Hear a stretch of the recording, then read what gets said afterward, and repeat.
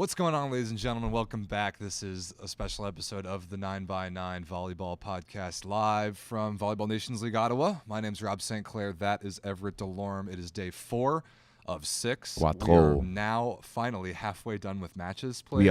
We are. 8 down, 8 to go. We had one this morning, which was probably the wackiest and weirdest 5-setter I may have ever seen. And now it's only going to get spicier from here as we're expecting sellout crowds here in Ottawa this weekend. Yeah, this is when the real tournament starts. Right. And I mean, as we talked about with Bianca in our podcast last night, this is usually VNL. Usually it's 2 matches per night, Friday, Saturday, Sunday. And that's what the people are used to. So I'm expecting great crowds for the rest of the weekend.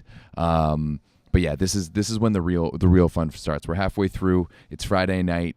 It's going to be a good one tonight. That's right. So Canada versus France tonight is a huge one that we'll preview. Before that, we have Bulgaria versus Germany. Mm-hmm. But this morning, we had Serbia versus Argentina. Yes. Which was, again, one of the weirdest 5-setters I've ever seen. What was the match duration? It might have been less than 2 hours.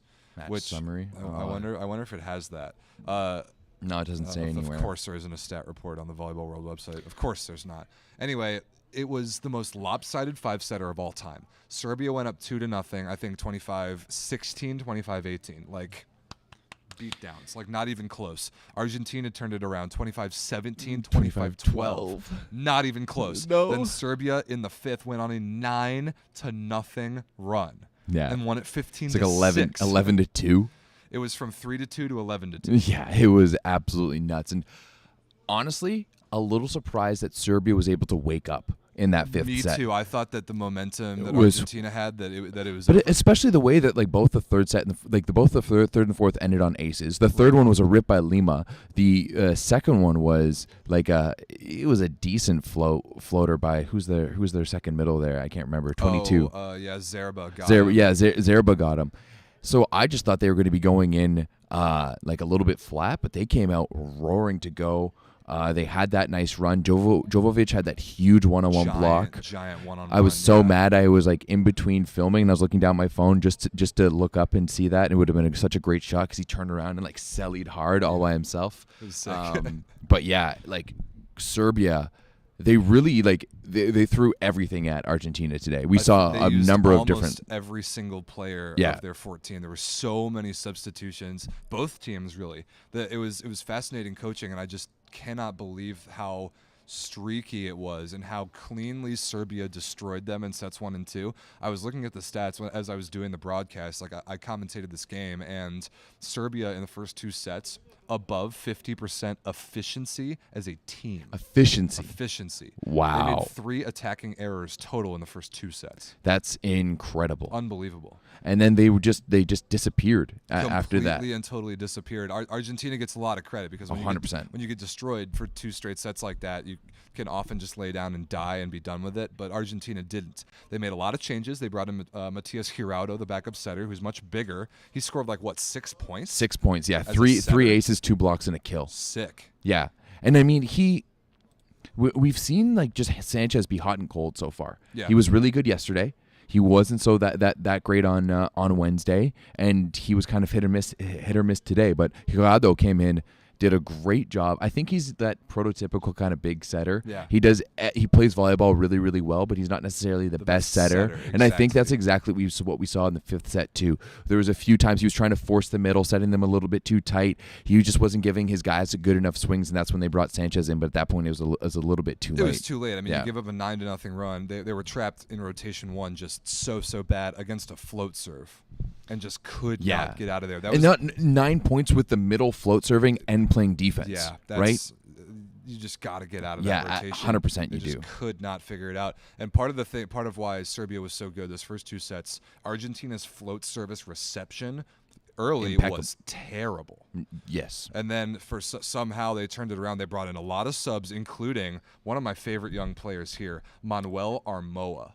Yeah. 19-year-old just walking highlight reel at the outside, 13 points coming in off the bench, 8 for 21 attacking. His efficiency wasn't so good, but 3 stuff blocks and 2 aces and passed the ball reasonably well. He got put in a tough spot, and he's 19, and I thought maybe despite the attacking numbers, I thought he played pretty good. Oh, I thought he played fantastic, especially for being 19 years old. He has a few highlight reels that you're going to be seeing shortly on the Volleyball Source Instagram and YouTube and TikTok and whatnot. But man, definitely going to be a player to watch for the rest of this tournament. And I mean, on the other side of the net, you've got Serbia's got. We've already talked about Maljanac. We saw him a little bit in this one, not too much, but you still have Kuzunjic, who came in, who was resting in yesterday's match, who came in, played a pretty decent one. And then, of course, Pavle Peric, who wasn't as good tonight as he was yesterday, but still, both those guys are really making a name for themselves right now for Serbia. Yeah, Kujundžić 11 for 21 attacking, only 2 errors plus 2 blocks and a service ace. Peric a little less good, 8 for 19 with 5 errors. Yeah. A few too many just balls hit out of bounds, 2 blocks and an ace. It was... Basically, it was the team that was getting a lot of those bonus stuff blocks and service aces was the one who won those lopsided sets. Like Argentina, I think in the fourth had 4 of each, like 4 blocks, 4 aces. Yeah. Serbia, in the first 2 sets total, I think had 5 of each, which is a lot. And like it was just that physicality. For some reason, a team got on a roll, took the momentum completely, and that was just it in every one of the sets separately. It was a very unique 5-setter. Yeah. But Serbia does take it, and they're 2-1, and we're learning more about that team every point of every game because we knew nothing about them coming in. I'm really starting to question where Dusan Petkovic fits on this team. He doesn't. Because he was lights out in the first set. And then he started really just folding after that. He started folding in the third, like that big run from Argentina in the third. It started like him getting blocked, him making errors, him missing serves. And when you've got, we have Drazen Luberic, but he hasn't been with the Serbian program for a while. So Luberic is only 28, and that's why I don't understand where Dusan Petkovic fits in here, because he's 29 and he's not as good as Luberic. No, I wouldn't think so either. And so they still have Atanasijevic kind of in the mix. Like he's on the 25-person roster here. He's just on his honeymoon right now. And so he's better than Petkovic. But at this point, Luberic is better than Petkovic and younger, and then Maljanac is the prospect who's only 23. So I don't think Petkovic fits anywhere. No, me neither. And I mean, I know Drazen Luberic hasn't been with the roster for a little bit now. Was he on the VNL last roster? Year, Okay, he was. So he's probably their best one right now. I would agree. Like especially with the season he had for Novosibirsk. He was their best player, and that's a team that went all the way to the Superliga finals in Russia, right? So. Yeah, really questioning where Dusan Petkovic is fitting on this team, just because he's so mentally weak. He's just so up and down, and he has that ability to pop off and be, an all-world outside or opposite sometimes. But then other times he just is an error machine. Yeah, he's going to go to Italy this year, and he's probably going to be an error machine. I'm really curious to see that. But that's okay for Serbia. They don't need him as part of the pipeline. They've actually kind of got the opposite position. I feel good about their opposite position with Luberic for the now and Maljanac for the future. And apparently they've got some outside prospects. Like Kujundžić is 24, Peric is 23. Yeah, I mean, with the 3, I see them having 3 great opposites with the 3 guys they have here. Agreed. Not even considering Luberic. Of course, if you want to bring Luberic into the mix, I think that's great. But yeah, Serbia, I think, hands down, is the most impressive team we've seen here so far. Based on expectations, we just didn't know it. Based on expectations, we thought they were going to go 0-4, and here they are 2-1 so far. So shows you guys what we know. Yeah, I mean we've said it all week. It's why you play the games on the court, not on paper. Nice catch there, Everett, on the microphone. Thank you. Argentina, not a death blow for them. They've just got to figure out a couple of the little things and the fine details that usually make them really good, like absolutely. service reception, like 3 or 4 over-rotated balls hit out of bounds on the left side down the line. Like those little things, when they've got openings, you need to execute and convert them. And some of these Argentinian youngsters are not quite there yet in the consistency area. Right now, to me, it all comes down to the setting. It's that conversation we had earlier. Guijardo and Matias Sanchez, they both give different looks, but neither of them is Luciano Di Cecco. or even Nicolas Uriarte. You know, like Uriarte is also fantastic. He's better than both of them. He was better than those of them. He's run that team quite a few times. So it's once you get one of those two guys back in the mix, then I think things get much more serious because I think they have the offensive talent around on that team. Exactly. And that's even without a guy like Facundo Conte, right? And once he comes back into the mix, then things can start getting serious, I think. Argentina's going to be just fine. They've got the couple young wing prospects. We've seen Polonsky was pretty good today, led the match in scoring. We've seen, Lazo, who's been pretty good. We saw Armoa, who's really young. Lazo's a little bit older, though. He's like 27. No, I don't know. He's a 95. Oh, okay. Yeah, he's a 95. I was looking at it today. So and then Zerba, a younger middle, who I thought was pretty good today. They've got to fill the Sebastian Soleil role, and they've got Augustin Loser. But Zerba, I thought was reasonable. And that was another thing. Did Loser play early? In this match? No, he didn't. No, play so at all. he didn't play at all. No, okay. not at all. Because that's another big thing for Argentina the first there. 2 100%. matches, and they gave him a rest, and that's fair, well deserved. Serbia's plan was to give a lot of guys a rest, and then they got so in their own heads in sets 3 and 4 they had to empty the bench. Yeah. I mean that's what you got to do that sometime, and they didn't have to do too much on Maljanac. Nat's only 3 kills and not that many more swings, so they're still keeping their other guys fresh for their last match on Saturday. Yep. So that's about it for this one. Serbia 2-1 is awfully impressive. Yeah, 100%. I think even if they leave here, because who do they finish off against tomorrow? Let's look. Because I think for this Serbia squad, if they go home 2-2 is going to be really, really good. But Germany.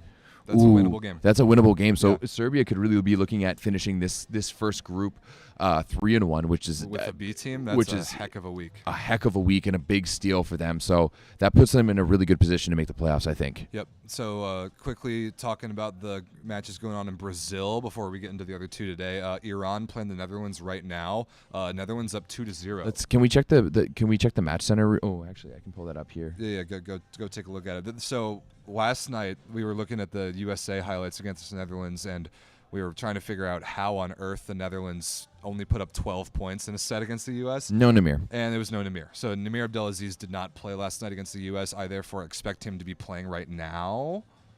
Can you grab that one?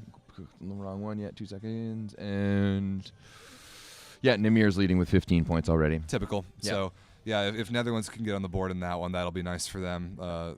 Tied up at 14 in the third set right now. Abadapur only with 6 so far. Abadapur is on a decline, man. Anyway, and then Japan versus the United States is a big match for both of those teams later in Brazil. Then Australia versus Slovenia. I don't expect to be that competitive, although it is the Mark Levidoux revenge game. True. Not revenge game. It's a homecoming. I don't think it's a revenge game. I think he moved on to better things. Let's be honest here.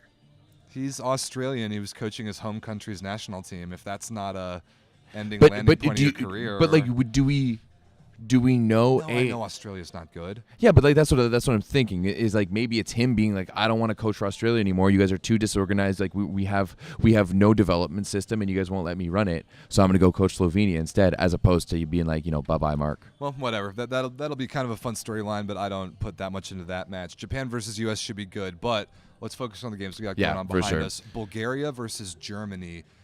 We were pretty high on this Bulgarian team coming in. I'm not so high on them anymore. Not and I mean, anymore. maybe they've only played one match. That's what I was going to say. Maybe it's due to recency bias, just because we're now into day 3. We've done half the tournament, and we've only seen them play once. Right. Almost much like Canada. Like I almost forget what they look like. Yeah. So yeah, we're gonna have to see from this Bulgarian team, but I do expect Germany to come out better than they were yesterday. Yeah, so Germany yesterday lost in 4 to Argentina. Germany really controlled the first set in a similar way they did in the win against Canada, and then Argentina totally took control.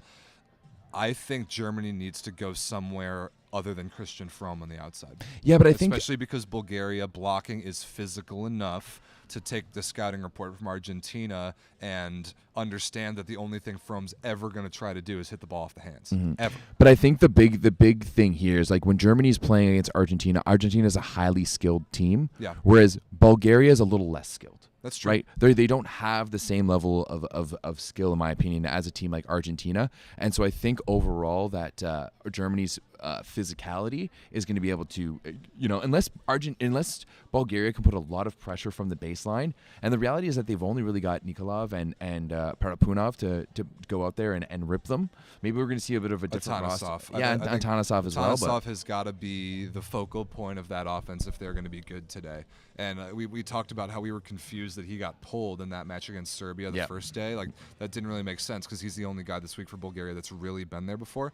But yeah, it's kind of a battle of both teams that are reasonably big, reasonably physical, and sometimes lack the fine skill details. Yeah. And that's really going to be it for this match. Yeah, I think the structure of Germany is going to help them just blow past Bulgaria here. And the more I watch from these other teams, of course, now that this is only going to be the second time we get to see Bulgaria, but we're going to be really interested to see how it all shapes out. Yeah, I've got Germany 3-1.